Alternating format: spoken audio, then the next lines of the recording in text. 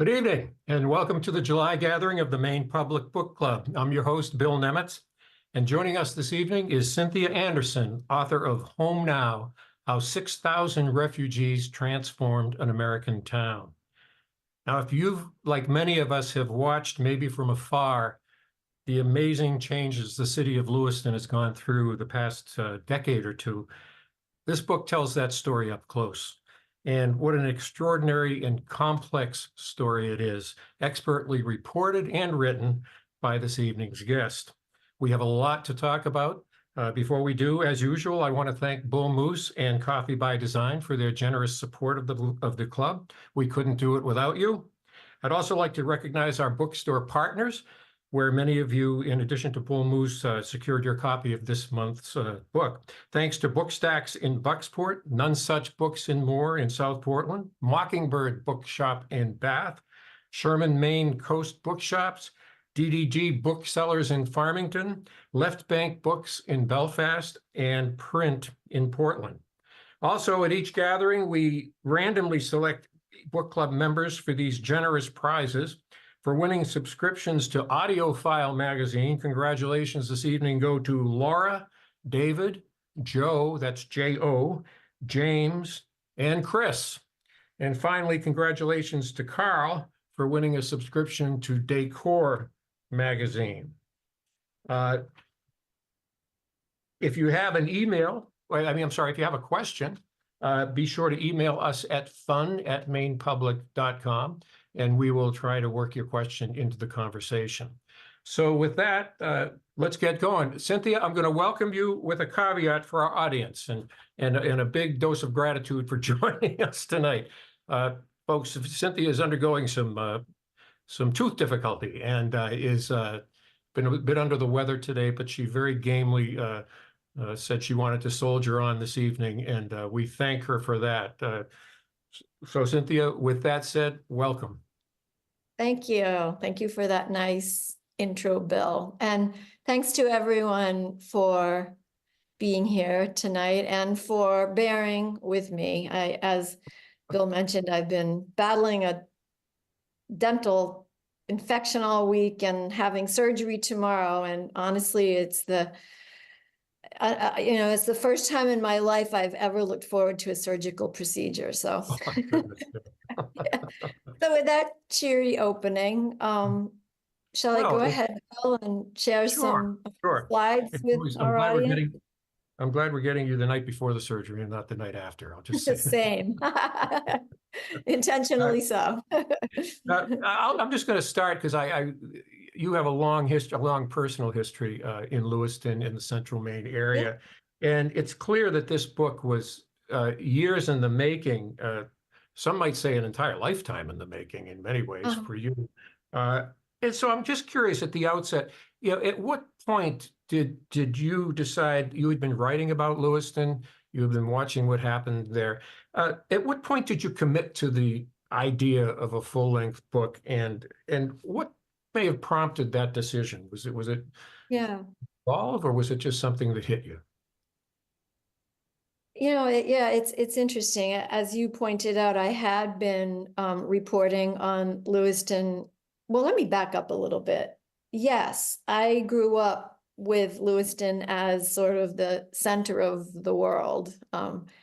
As a kid, in a little village on the Androscoggin, we went often to Lewiston, and I had family there, and we shopped there, school shop there, and so forth. And I always was mesmerized by Lewiston. I loved it. And, I thought Wards and Peck's were pretty much the most elegant places on earth. And I think even then, so this would have been, kind of the late 60s, early 70s. And even then the city was, it was changing as the, industry there began what came to be a big decline, but it was sort of at the beginning of that. And but it just always seemed like a really exciting place to me. So I carried that love for Lewiston with me, even as it changed. And I always felt that it held on to some really kind of big promise of things to come, or, there's just so much like beautiful infrastructure there in many ways. Mhm. So yeah, I did start reporting about, so for Somalis, there was Somalis in the beginning. Of course, now we have Africans from, many countries in Lewiston, but in the beginning it was mainly Somalis. And yes, so initially I wrote for, I don't know, I guess down east in Yankee, there was a piece in early on, a very short piece in Christian Science Monitor. And anyway, I just kept wanting to go back and go back, and people's lives continued to change, and kids were beginning to grow up, folks were gaining traction, were, finding jobs, and then finding sometimes better jobs, were moving, from their initial, oftentimes, kind of shared apartments.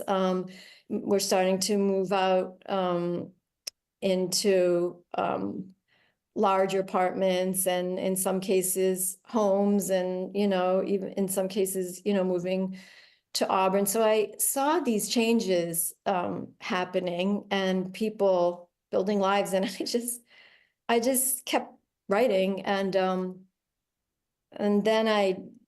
then it became, well, what am I going to do with all this? And fortunately, I was able to, I found an agent who was interested in representing a book like this. And so I was able to get a small advance, enough, it wasn't a huge advance, but it was enough to kind of stop my other journalism for a year or 18 months. And so that's what I did, even though the reporting stretched on and on. As it turned out, it went on for like four years, but it was more episodic at times. So Sure. Sure. We'll talk a little bit. I want to talk about that too. You talk about the changes you witnessed, and nothing does that like the image. And I understand that you have, in addition to the great photos that appear in the book, you have some others just showing this evolution taking place. Perhaps this might be a good time to share those with us.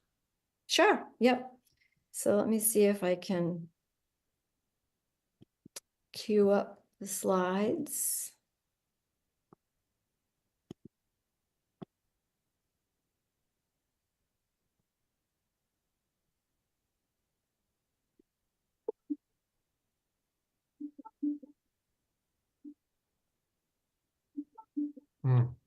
Nice shot.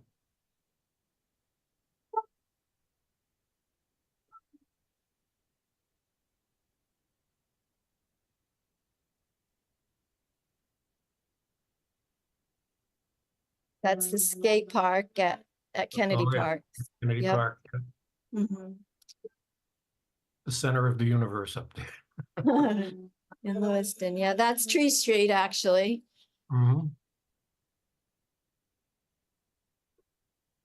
These photos were made mostly by Amy Tenzing. Mm. And some are from friends in Lewiston who were shared with me. This is the 2015 Oh. winning soccer team state championship. A great story. Safari at school, Mhm. Fatuma at home, men at the mosque. That's Jamilo and Aliyah. Abdikader, Ikran, and the kids. I love his son behind him there standing. Looks just, Abdikader and Ikran.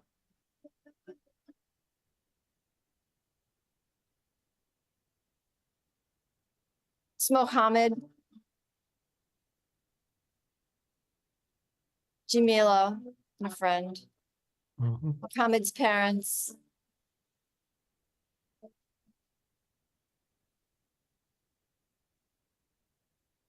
It's Jamilo and Aliyah at the wedding. Here's Karis, Mm. downtown.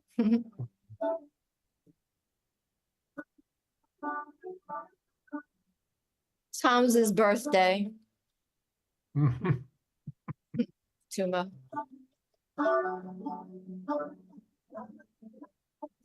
That sweatshirt said Asha's husband, Jamilo's husband, yeah, Okay. Karis.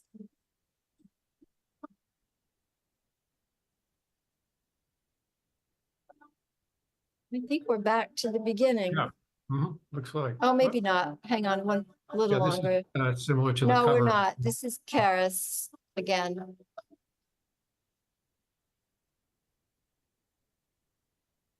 There's Nasafari and her whole family. Mm.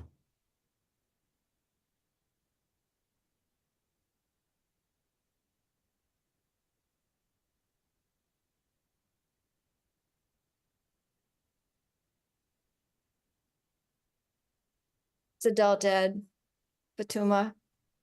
Mhm.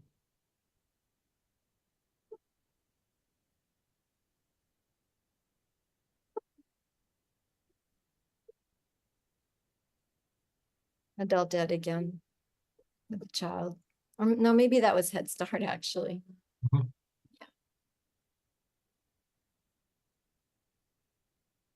Okay, I think we're back at the Oh, beginning. yeah. Oh, they're Yep. just wonderful. I love the smiles. Everybody's smiling. So let's talk about this because this clearly, this is a community within the community. And I was, as somebody who spent a lot of years as a journalist, I was fascinated by the, I guess, I don't know what the word would be, by how you embrace the community and how it embraced you. And I'm just wondering, how did you, I asked you earlier when we spoke whether this was like, you, obviously you didn't move in there full time, but you got that feeling sometimes. How did you go about doing the extensive reporting on this, in particular, forging the relationships in the first place? Yeah, it was hard because in many cases, just like you or I, most folks were not the least bit interested in being followed around by a reporter, Yeah. period. And folks who might have been a little interested or okay, some of them quickly decided that they weren't.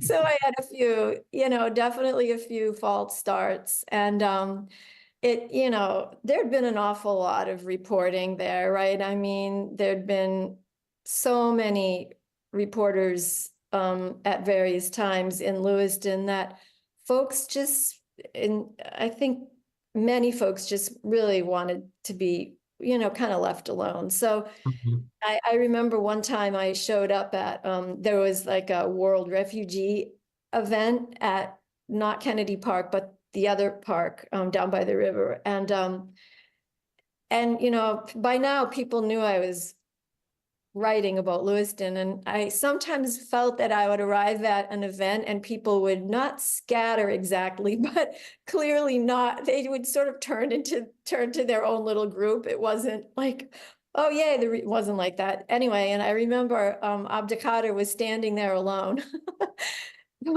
I unwittingly.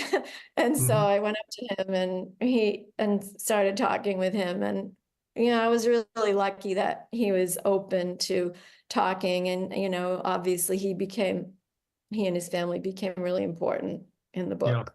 He was and a good man to know around town, I imagine, too, because he was very Yeah, well. yeah. And, Community. and so it was like every, and, I forged some relationships at Tree Street, through Tree Street. And it was mainly just, you had to spend a lot of time at different places. In the beginning, I did a lot of hanging around just down on Lisbon Street. That's how I met, Farah Adan. He was one of the store owners. And he was nice enough when I showed up, he would usually talk to me. Um, but I mean, I look back and I'm just really grateful that people were as open to Mhm. having me, come back again and again, as turned out to be kind of, important as the book went on. Yeah. Now, Oh, there are the people, I guess we'll call them there are many, many characters, people in the book, but there are the lead characters, I'll call them.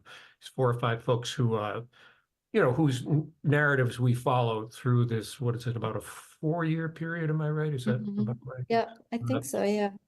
yeah. And in their case, I mean, you become part of their lives. I mean, clearly there's a Mm, level of trust there. They're sharing confidences, hopes, mm, dreams, mhm, histories, mhm. traumas, all those things with you.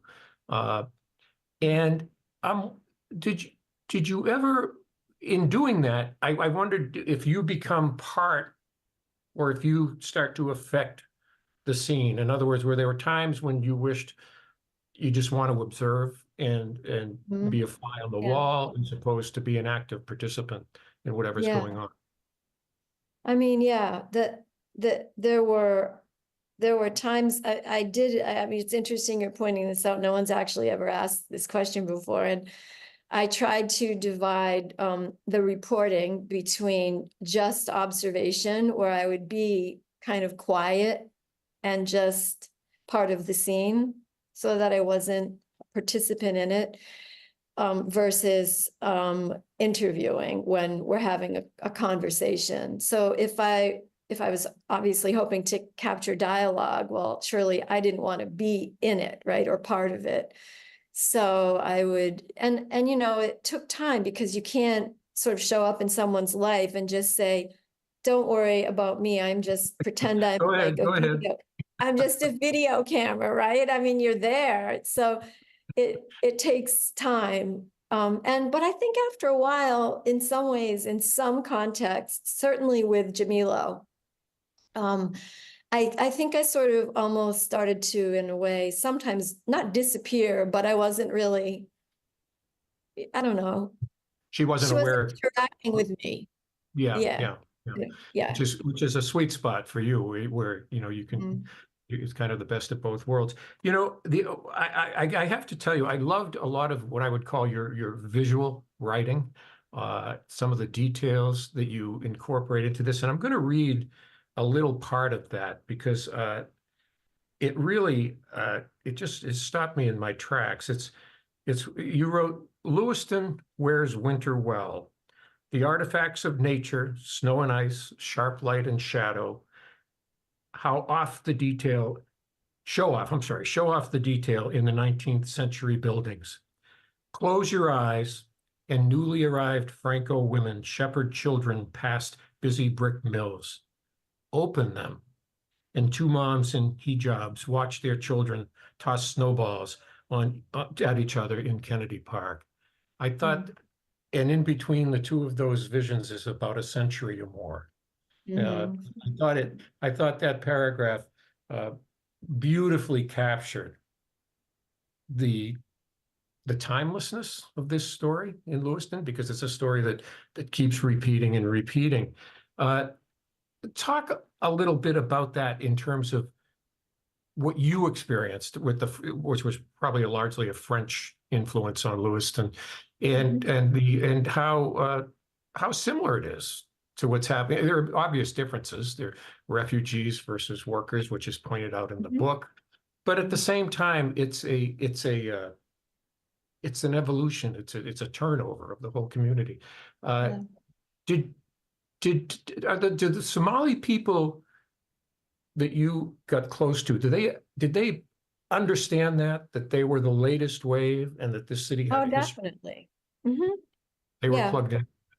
Oh, yeah. Mhm. They definitely realized it was, a town, with its various waves of immigrants, and that, they were the latest. And, so it was Somalis in the beginning, and then began to come immigrants and asylum, or refugees rather, I'm sorry, refugees and asylum seekers from other African countries. So in some ways, Somalis became part, a wave, right? But then there were other, you know, smaller waves, I guess, in a way, but I think, I think there's a very, very strong sense of that, of Lewiston as a city of, you know, of immigrants. And when I was growing up, of course, so it was a Franco town for sure.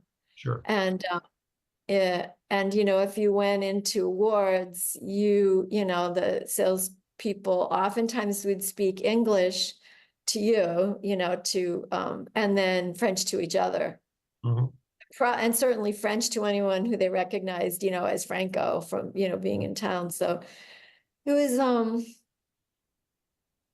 yeah, I felt, you know, really, I think really steeped in the city's history and in reporting the Yeah. book. These folks that you did select, how did you said some people there were maybe fits and starts, and some people Failed. didn't pan out. Did you decide on this structure early on that you're going to choose an inner core of people and follow them, and then it's a question of selecting them? And Mm. how did you go? How did you arrive at these particular people? Yeah, I think when I was submitting the book proposal, I believe I had by then kind of zeroed in on the five, I call them principles, you know, the five principles in the book. And those were people who, you know, it was a combination of I wanted each person to sort of represent something slightly different or different kind of themes, different things they were working out in their life, right? So we had Nasafari, you know, in high school, kind of figuring out what she was going to do for college, and, you know, going through, you know, trying to find her way socially, you know, and in her family, et cetera. Every character had I thought, you know, I was trying to kind of have a different, you know, I guess in a way, plot in a sense, some different things at stake, I guess, for each of the different principles.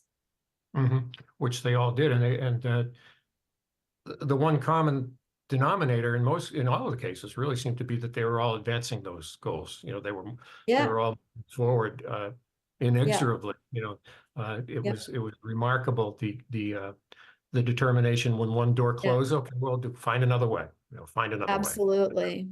with I schools really and things like noticed that. that. Yeah, Hmm. it was really remarkable how quickly they adjusted. Although maybe not so remarkable when you consider what many of them went through to get here in the first place. Right. It's not easy to, you know, it's not a slam dunk to become a refugee. Yeah, no Yeah. question. Uh, I was also struck by the role that parents play, or parenthood, I should say, uh, in uh, in the social structure in the community. I was Mm. struck when when they started experiencing some trouble with the younger kids, and the not just the elders, but the parents stepped up Mhm. and said, "We need to do something about this," and they Yeah. did, and in a Yeah. way, perhaps that you know, the typical police crackdown probably would have only exacerbated the Right. situation. Uh, Right. we hear, it reminds me when I was a kid, and I grew up in a town that had a very our community within the community probably would have been the Roman Catholic Church to which I belong. And if I Mm. was away from home with my friends, uh, whatever transgressions we might commit, under the watchful eye of some other friend's mother, you could be darn sure that that was going to get back to your house at some point. Mhm. And we often decry that has gone away, but particularly in the Somali community, no, it hasn't. I mean, that's where the authority still lies, correct? Mhm. Yeah. Yeah. So I'm curious, where did you grow up? I I know grew you're up a Mainer. in Needham, Massachusetts. Oh, Needham, Mass. Okay. Yeah. Okay. Um, yeah, so Right, and I think around that time, so it was clear that, there was, I think part of what was going on was that the kids were becoming, and again, even at that point, it wasn't just Somali kids, but, the new immigrant kids, they were becoming kind of they were becoming, say, Somali American or Congolese American or whatever it was, Sudanese American, faster than their parents were. So the kids were picking up English. They were fluent in English. And, so I think parents were concerned about perhaps beginning to lose, their grip on the kids. And I do remember that time really well. And it was a time where, parents worked together, some Somali community groups played a role. And also, there was the formation of Tree Street Youth right around that same time, which I believe it's been so long now, I hope my dates are right, but I believe we're talking about 2008, 2009, Mhm. when this was happening. Yeah, and they, it wasn't long before they had things, turned around, enough so that they, folks seemed to feel more comfortable with what was going on with the kids. Mhm. Yeah. And again, another time, and this is actually involves more than just the Somali community. After Donnie Gisti, is that we talked about Mhm. pronunciation? Yeah, Uh, he dynasty, yeah. after his death, uh, Mhm. when his own family holds a gathering in Kennedy Mhm. Park, and Mhm. while not hordes from the Somali community show up, the elders do, and they make a financial contribution, and some Mhm. show up to share in this. And then Mhm. Donnie's father later is joining this citizen patrol to try to Mhm. keep the park safe. It it struck me that what as the Somalis were making their adjustments to varying degrees, so were the longtime Lewistonians. Some Yes. perhaps And better than and others. I think it's important to acknowledge too that, you know,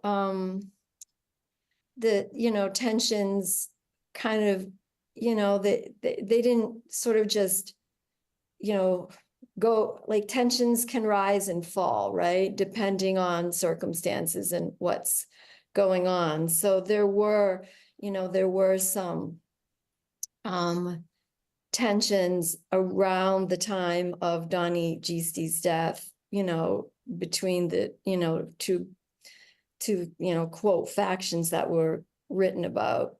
But ultimately, yes, his family did hold, a barbecue for the entire community. And, you know, you're right, Somali elders showed up. There were some kids there, or yeah, I wouldn't say kids necessarily, but, teenagers also participating. And yeah, Hmm. and then you're right, yeah, later with the patrol and his dad, so.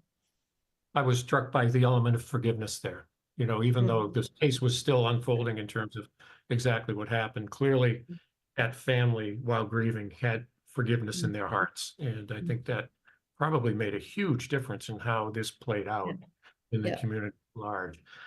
Another example, and this is something I believe you have something to share with us in a reading, is another of my favorite non-principal characters was the couple that runs the florist shop on, Uh-huh. on on Lisbon Street, and how they grew into this relationship with the Mhm. Yeah, rapidly changing neighborhood around them. Do you want to go ahead and read yeah, that now?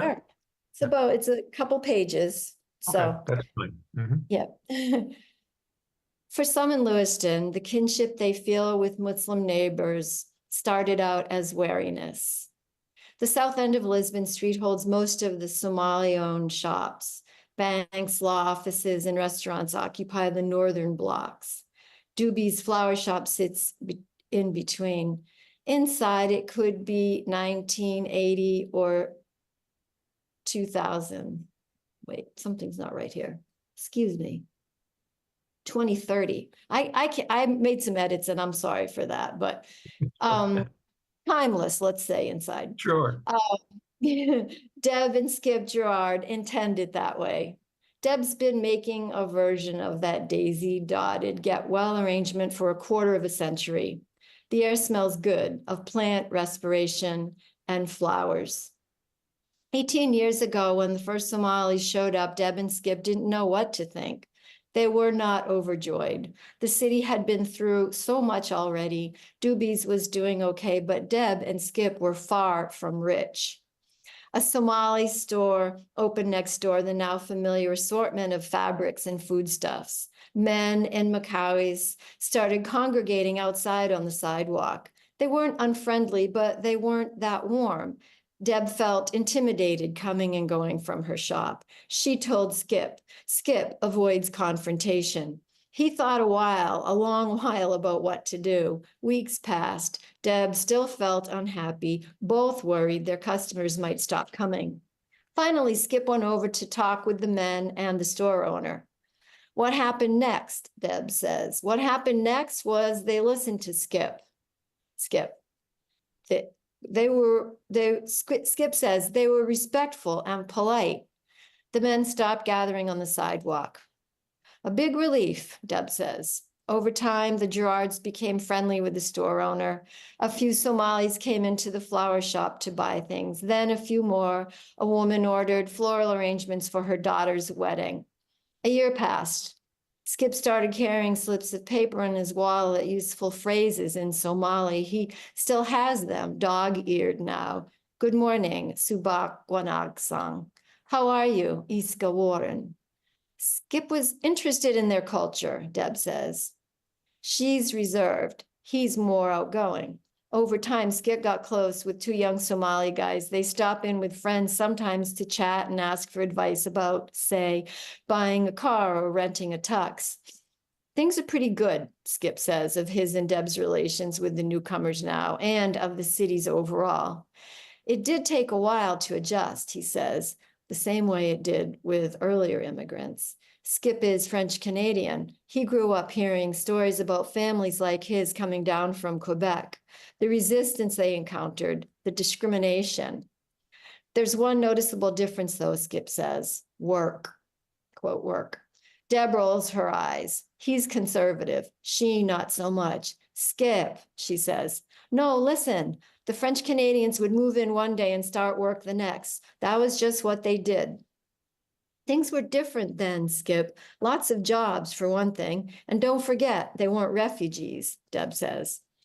These young Somali guys come in, I tell them, listen, my grandfather came from Canada and right away he got a job, Skip says. Back then, it was if you can walk, you can work. Every able-bodied person should work. I could take someone down right now and get them a job at Burger King. Deb, Burger King doesn't pay a living wage. Most of the mill jobs did. Skip pauses. That's true, he says.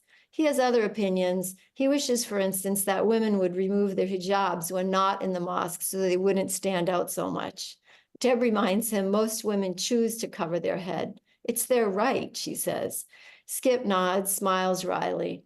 He and Deb differ on some things, but they let it go. He thinks it should be that way with the newcomers and longtime residents. They're neighbors now. They need to get along. Deb and Skip have changed. A Somali cafe owner who's since moved used to come in a lot and buy flowers. He and Deb would chat. One day at a meeting of local business owners, he said, I go into the flower lady's shop, but she's never come to my restaurant. He was right, I never had, Deb says. She went in a few days later and ordered food. Delicious, she says. I don't know why I didn't do it sooner. You weren't ready, Skip says. Deb nods. You have to be ready. You have to be ready. I love those negotiations between the two of them. They were great. After you Yeah. think of, she's the reality check, and it's a great back and forth. This goes to the heart of some what I'll call perceptions and how they're not always accurate. You write, quote, the word refugee conjured victimhood, but the newcomers didn't seem particularly helpless. On the whole, newcomers were not ungrateful, but they weren't just grateful. Yeah. And that what struck me about that is that we often feel like, coming to America from the just abject camps, places that they've been. This is like, you're dying and going to heaven. Therefore, uh, refugees, other immigrants should be forever grateful, to everything that we've done, provided for them. But what that perception fails to recognize, I think, is that they're here to go on with their lives, and Mm. a lot of these people are very driven and are Mhm. very focused, whether it's Nassafari with, uh, Mhm. desire to go to St. John and to Mhm. become a lawyer, uh, Jamila looking and ultimately finding a husband, and doing all the things she does in between. These people are busting their butts, Mhm. all the time. And I Mhm. reflected on that a lot, thinking, what we might misinterpret as lack of gratitude or indifference is actually, that's not where they're focused. They're focused on advancing their own lives. Did you run into a lot of that in Lewiston among the non-Somali community, that that they're too insular, that they're too caught up in themselves? I mean, I think I did. I wrote about that at, I think right in that same section you're talking about. Yeah, I think there was some, I think some Lewistonians were surprised by the, kind of self-assertiveness. Yeah, right, right. And yeah, but I mean, these were in many cases folks who were sort of, you know, hardwired to um make it, right? Yeah, right, Yeah. right. Fatuma Over. comes to mind. Let's talk about Fatuma for a second. And she's really an Mm, mm, extraordinary, and I think, and forgive me if I'm wrong, but seems to be in many ways, the center of gravity for mhm. for this community. I mean, Yeah. she's not flashy. She's not somebody that is out looking for attention, but I'm struck time and time again by how, when she speaks, the room goes quiet. Yeah. Uh, Describe in your own words the role that this woman plays, not just with her 8 kids, but with the community and the state of Maine, really, at large. Mhm. Yeah, you're right. That Fatuma has a very strong center of gravity and a quiet that sort of draws people in, and that when she speaks, people do, they listen. Mhm. Um, and it was, and it's actually, it makes me think about something I hadn't realized, which is, so Fatuma was really one of the people I met first. She, I believe, I'm not exactly certain of the timing, but I think she moved from, she was living, in south of Portland, I believe, and then moved Saco, I think it was, and then moved to Lewiston, I believe, very early on, maybe 2001. And it's all, it's all the specifics are in the book, but she very early on began to play a leadership role. And in fact, was approached by someone who said, he thought she would be really effective at like, kind of like reaching out to the women. And I Mhm. think, and Fatuma's response inside herself was, well, why just women? Why, I think she did, her original organization was United Somali Women of Maine. So it did the Immigrant Resource Center, the IRC, did begin as USW. But it just is, she and her organization are, played a huge role in helping folks acculturate, Mhm. rather not assimilate, but acculturate. So it was Yeah. like becoming American while also being, African. Mhm. Yeah. And I think I- wherever Fatuma goes, she has that leadership quality. Yeah. Yeah, that kind of quiet authority that Yeah. really makes a difference. I could go on, and I know we're not going to go real long tonight. Which of the principles, and maybe this is an unfair question, but I'm going to ask you, which of the Oh no, principles I dread are, it. are, are you most hopeful for? Hopeful for. Oh, Because I found I myself don't, hopeful for all of I them, but can't answer that question. I don't, I'm hopeful for all of them in different ways, of course. And I don't even really, I just don't think of it that way because I think, they're also solidly on their own trajectories, so I am um quite close with a couple of, so of course, now that I'm no longer writing the book, I'm in people's lives as as a friend now, and I've remained very, quite close with Jamilo, who in the community is known as Asha, so I'll probably slip and call her Asha as I'm talking about her here, but so she and Mohammed remained happily, very, very happily married. The Hamza and Aliyah are both doing really well. And Mohammed and Asha just welcomed their first baby, Mardia. ah, that's great. Yeah, that was a really happy Mhm. occasion. That was in February. And has this So alleviated the tensions or difficulties that Jamila has had with her family in Lewiston now that uh, I don't know that her life has mhm. taken this turn? Yeah, I mean, that's I don't pry too much about that, and she doesn't necessarily talk a whole lot about it, but things are, she and Mohammed live in Lewiston now.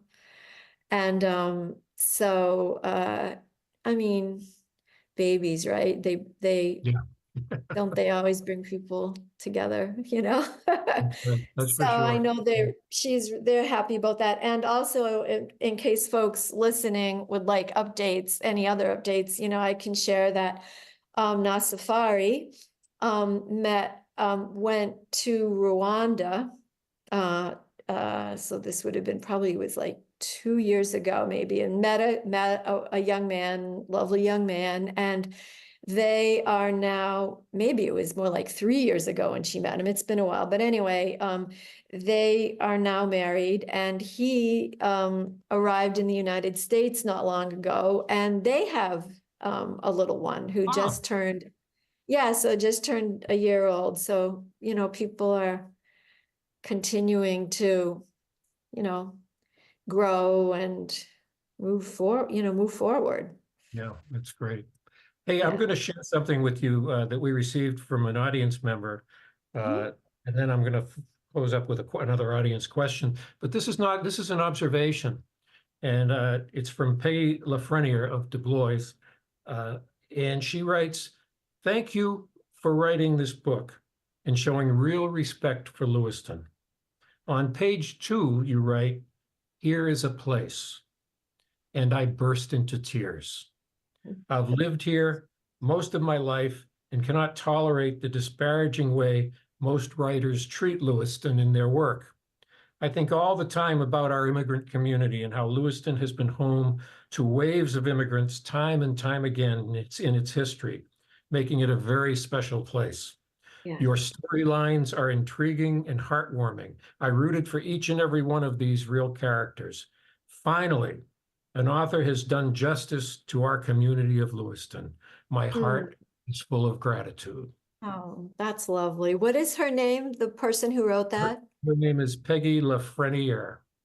I hope I'm Peggy, pronouncing. thank you so much. That means a lot to me. And Lewiston here, I can't tell you how much I believe that here is a place, and there's a lot more to come.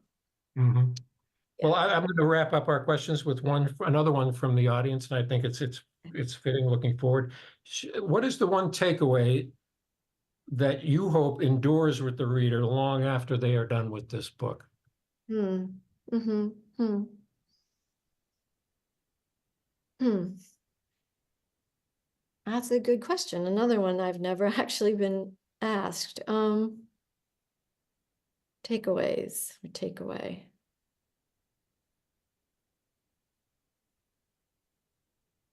I think that one sort of macroscopic takeaway, and we didn't really delve much into politics, but I think it's, and I mean, I think it's one takeaway might be that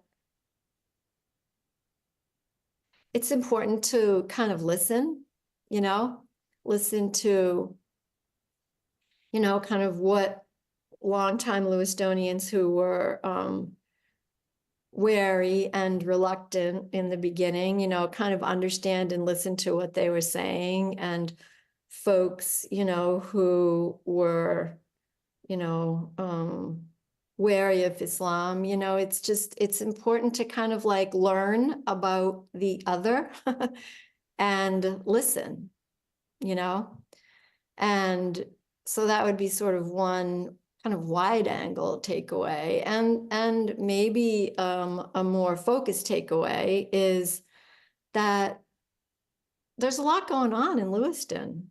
And, yes, it still has its struggles, but, if you're looking for something kind of cool to do on a Saturday afternoon, try, going to Lisbon Street and doing a little shopping, or, go Mhm. check it out and see for Yeah. yourself. And I guess in a way that picks up on what Peggy was saying.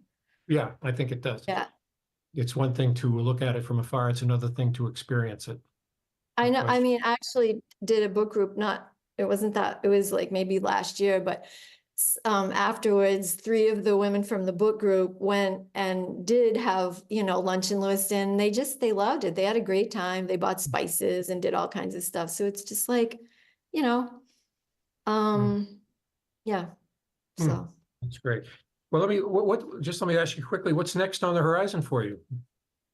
Yeah, so I go back and forth between fiction and nonfiction. And of course, this one was nonfiction. My book before that was River Talk, which was a collection of stories set in a town a lot like the one where I grew up on the Androscoggin River.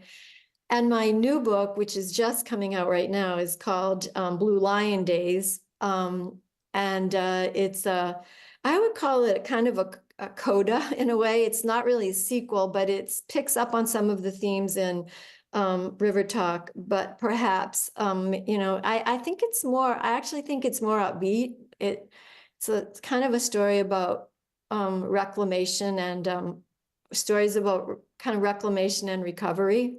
Mhm. So yeah, it's a chat book, so it's, wonderfully short. Great. And then is that being published now, or when's that going to be released? Yeah, I think the sales platform, it's a chat book, so that at some point really soon I'll be able to post the sales platform on my website. And there's actually, if anyone listening has interest in attending the launch for that, you can just shoot me an email through my website, and I can send you the link if you're interested. So I don't have the link yet. It's happening the launch will be in August. So, but thank you for asking that question, Bill. Yeah. We always want to look So I'm ahead. back in fiction land. I do like to go back and forth. Well, in fact, I hadn't been able to get to it, but one of our audience members asked what your favorite genre is. My Do you favorite. have a preference? No, I like both. I mean, I like to get out there and do the reporting and meet people, and I miss that when I'm writing fiction. And I think they sort of inform each other, that one energizes the other. So I like them both. I don't know. I do probably write more fiction now than nonfiction, but yeah, I'll go back to it. Ah, well, Yeah. as nonfiction goes, this is about as gripping as it gets because, Oh, thanks. as I said at the outset, I was rooting just rooting loudly for these folks as Wow. particularly at the end of the book, where it feels like everybody is launched, and Mhm. they're on their way. And I just felt like it was a very uplifting way to end a Mm. story, but it has to end somewhere, obviously, and Mhm. and that seemed like a perfect time to do it. Mhm. So congratulations on a great piece of work. Oh, well, thank you. Thank you so much to everyone who is here, even though I don't have any idea who's here, and Bill, thank you so much for having this conversation and distracting me from my tooth That's right. issues. A short time of relief, maybe. Well, and good Yeah, luck, by the way. Good luck tomorrow. thank you. I hope all Mhm. goes well. Thank Uh, you. And I want to thank all of you for joining us this evening, as always. A final shout out to Bull Moose and Coffee by Design for their sponsorship of tonight's event. Now, our next book club meeting is August 29th, and we are excited to announce something a little different this time. For the first time, we're going to hold an in-person event. We'll be taking on Hunger Hill by Philip Baker, and this will be held at Bull Moose's Scarborough location on August 29th. The gathering will also be live streamed on Facebook and on YouTube. So until then, folks, get a copy of Hunger Hill, start reading. Thanks for joining us, and have a great evening.